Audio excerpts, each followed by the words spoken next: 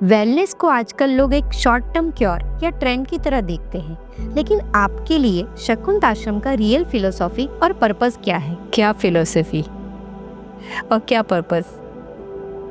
Purpose तो सिर्फ मैं ये कहूँगी, फिलोसफी बाद में आती है। पर्पस ये कहूँगी, योगा में आने के बाद जो मुझे मिला,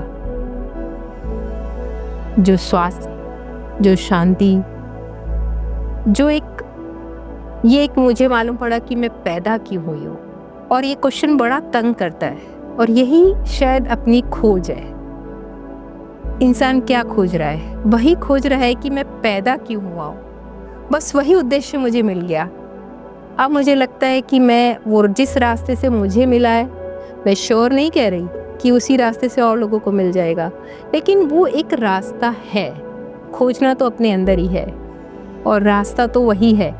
उसके ज़रिए ही आदमी अपने आप को खोज सकता है। जब वो रास्ता थोड़ा सा मुझे दिख गया है, तो मुझे लगता है क्यों ना और लोगों को भी दिखा दूँ। हो सकता है कुछ लोग सफल हो जाएं या मैं सफल हो जाऊं।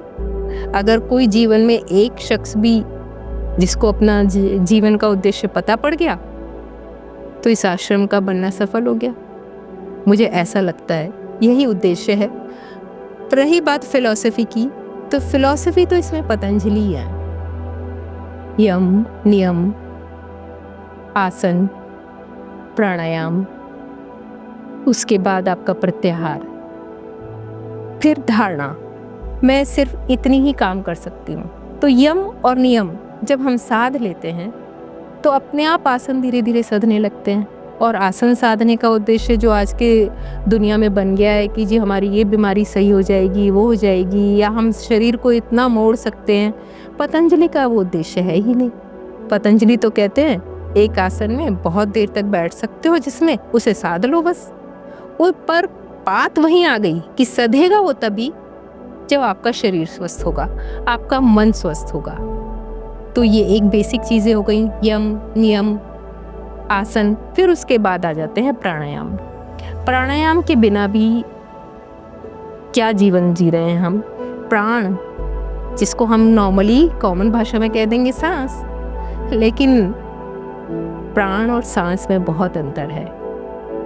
फिर उसके बाद भी अगर कॉमन भी हम उसको ले लें, तो हमें यही नहीं पता कि जो चीज़ हमें जिंदा रखे हुए है, प्राण, सांस, वो हमने कब लिया।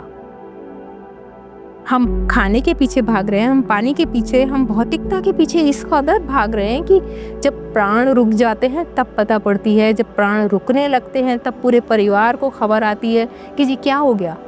तो पहले उन प्राणों को देख लो। तो प्राणायाम, फिर उसके बाद आ जाता है प्रत्याहार। उसके ऊपर बहुत काम करना पड़ता है।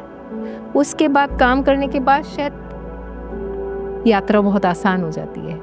तो मैं सिर्फ और सिर्फ इतनी यात्रा तक के लिए इसको समझती हूँ कि अगर कोई आदमी इतनी यात्रा कर ले, तो धारणा अपने आप ले लेगा, ध्यान अपने आप चला लग जाएगा उसका।